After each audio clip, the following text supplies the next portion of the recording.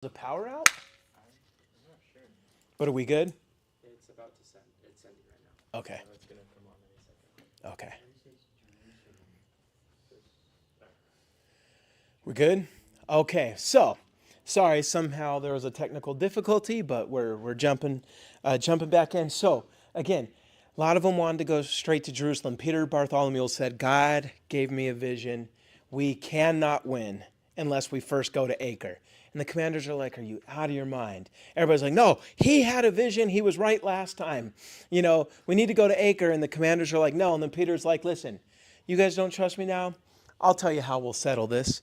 Trial or ordeal by fire. Because this was like one of those dumb things they believed back then, that the one who's right, who God gives a vision to, can walk on hot coals and be unharmed. And so Peter Bartholomew was so convinced that he had this vision that he thought for sure that he would walk on these coals unburned, and everybody would be like, oh, Peter.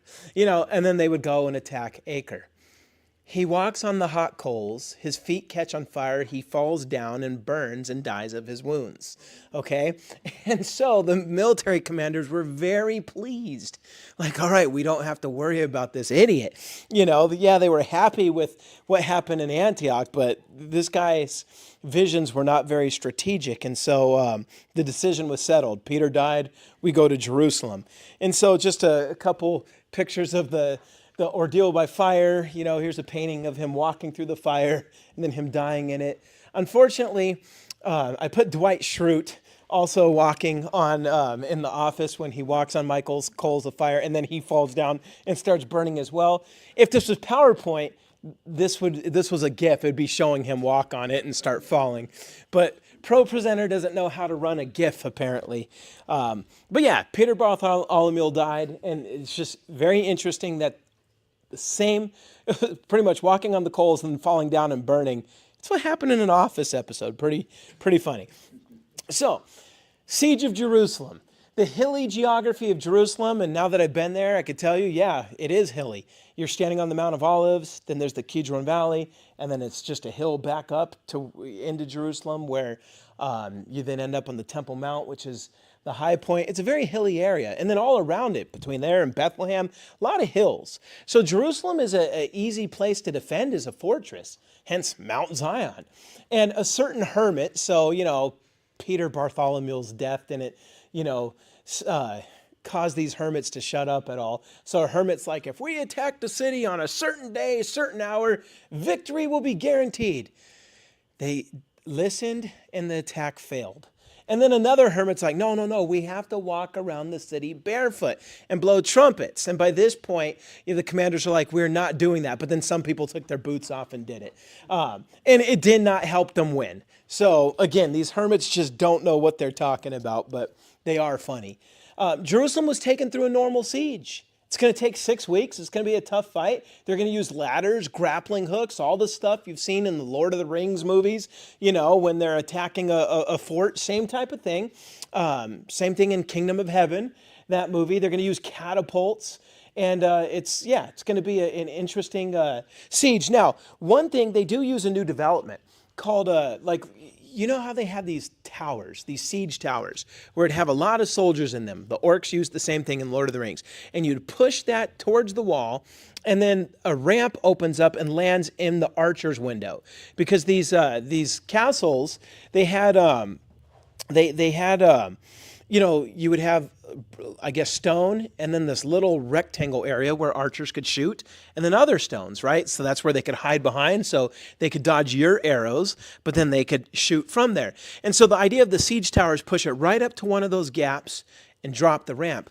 Well, what a lot of people in sieges would do is when they see those towers coming, they had stones and they'd fill that gap up, those gaps. And so then the ramps couldn't work.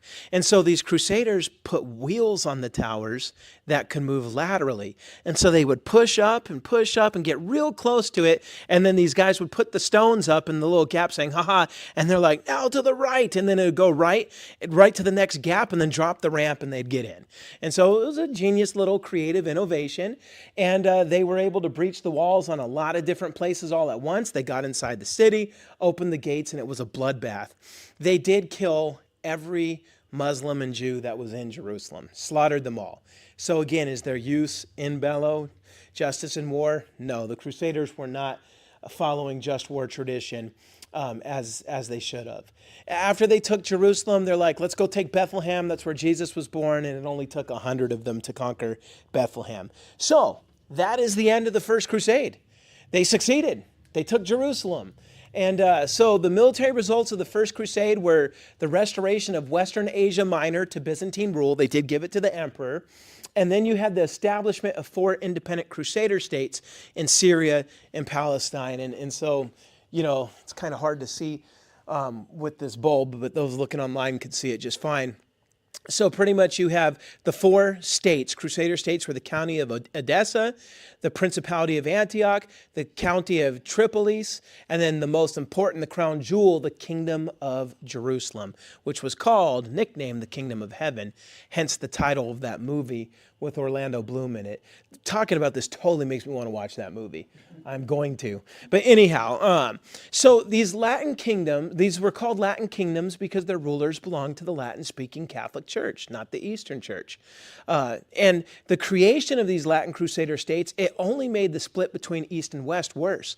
I mean, you couldn't think it would get worse. You wouldn't think it'd get worse after 1054, but it does. Wherever the Westerners conquered, they seized the Eastern churches that were there, those basilicas, and then they set up their own Western bishops and demanded that Eastern believers submit to them. They're like, we're taking your churches. We're not giving these to you. These are part of the Catholic Church. And they treated them harshly. And so here's how bad it had to have been. The oppressive treatment of the Eastern Orthodox Christians by the Crusaders eventually caused the Orthodox believers native to the Middle East to join the Muslims to throw out the Crusaders. So they're the ones who asked for the Crusaders to come over there and help them. But the Crusaders are so bad in their governing of them that they want the Muslims back. And they will help the Muslims to win in subsequent wars. So, in conclusion, the First Crusade was a violent military conflict in which the Western Christendom took back much of Asia Minor, Syria, and Jerusalem. The height of the Christian success was the First Crusade. It doesn't get any better than this. It's the next 200 years. It's just trying to hold on to some of it. And the crazy thing is this was all achieved despite a lack of mission command and unity of effort. It's just, yeah, I mean, I chalk it up to awesome warriors, but not good planning. And a couple lucky monks is just the best way to put it.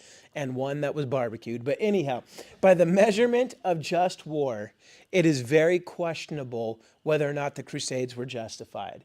Even if the jus or jus ad bello, meaning did they have a good reason to go to war? I think so. I think all the jus ad bello was there. But the jus in bello, no stinking way. They were behaving just miserably in the war. The chivalry was not being honored by a lot of them. Politically and militarily, though, I don't feel bad for the Muslims because they just received a taste of their own medicine. But theologically, there was nothing about the Crusades that can properly be called Christian by any biblical standard. And so that is all I got.